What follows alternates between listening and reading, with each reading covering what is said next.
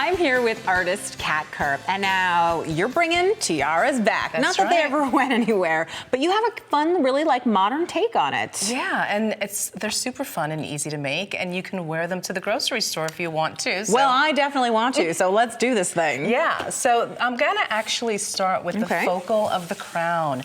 And I do need a mold to make the focal. I'm using this small mold, but you really use assorted molds.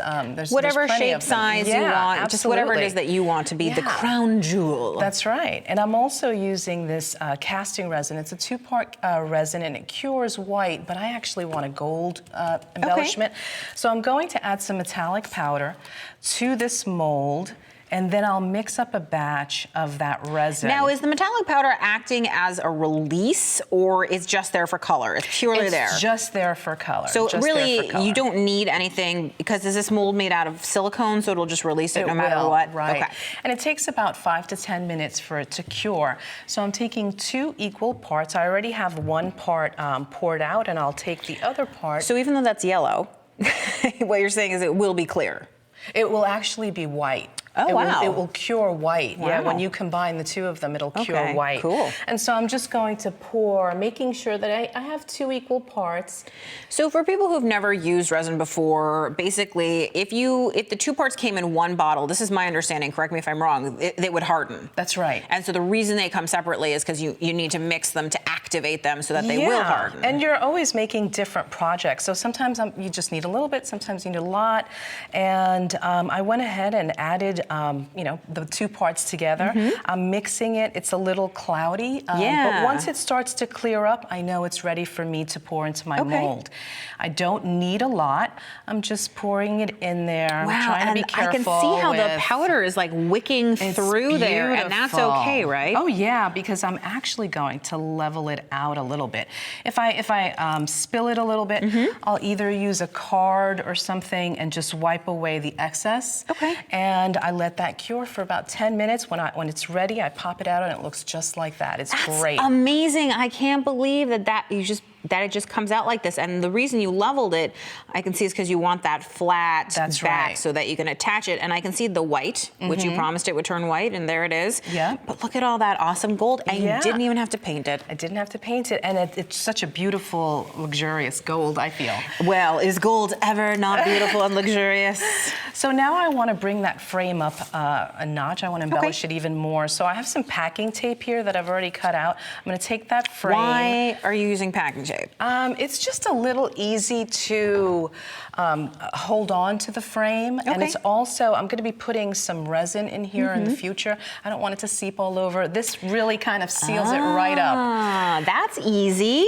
And I'm also going to add some additional elements. So I'm going to take a little piece of cardstock that I cut out. And you can stick it right down to the tape and nothing's going to happen to it? So is the tape staying in there permanently? No, I'll remove it once it's cured. And it doesn't peel the paper? No, Oh. And so I'm going to take the rhinestone, I'll place it in there. Every crown needs some serious jewels. That's right. And because I am adding resin in the next step, I want to seal the paper. So I'm just going to take Why is that? Because if you don't, the resin is going to seep into the paper, and it's going to discolor the paper. So I want to keep it nice and white if I can. But it's not going to like disintegrate it or something. No, not at all. It will just discolor it a little bit. Then the reason that, of course, you're adding the matte medium after you've put the jewels in is because you only care about the part that shows. You don't actually care about the whole piece of paper. Right. And I'm using that to kind of hold my center rhinestone in there.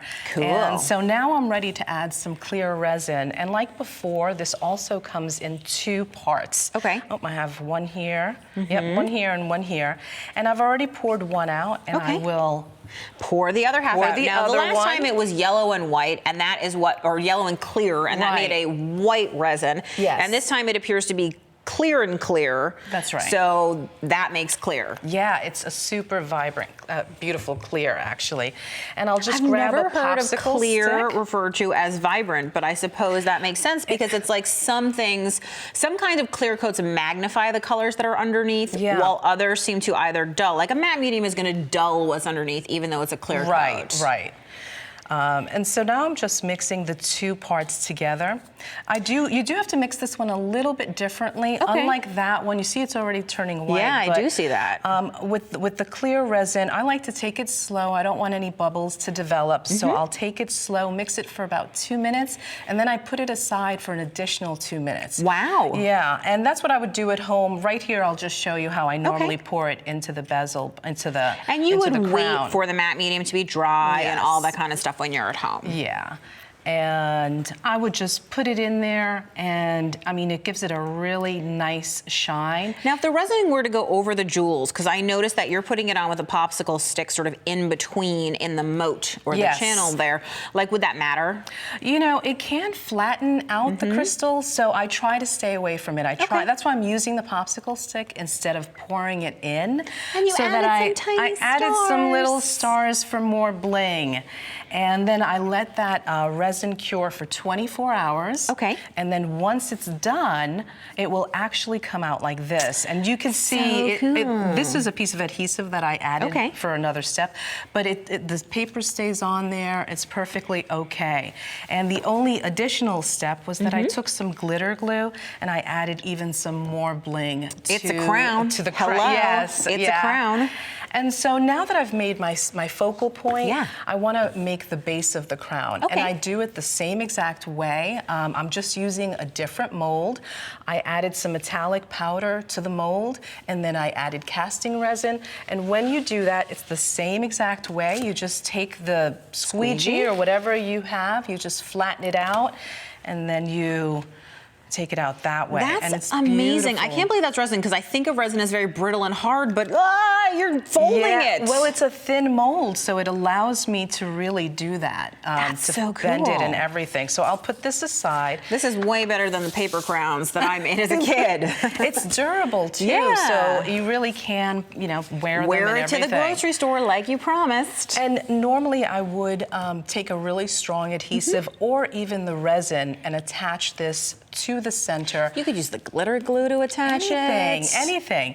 And I just had some paper adhesive on here that I would put on there, but I want to finish up the crown by just adding a little bit of rhinestone or or pearl stickers that you find in any craft store, and you just attach them onto your crown.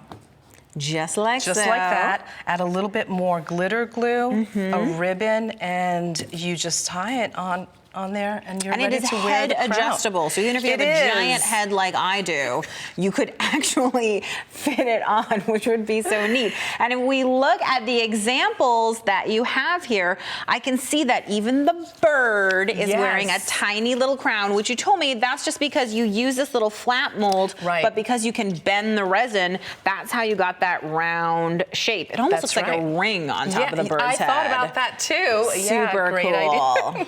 This was fantastic, Kat. Thank you. Thank you so much.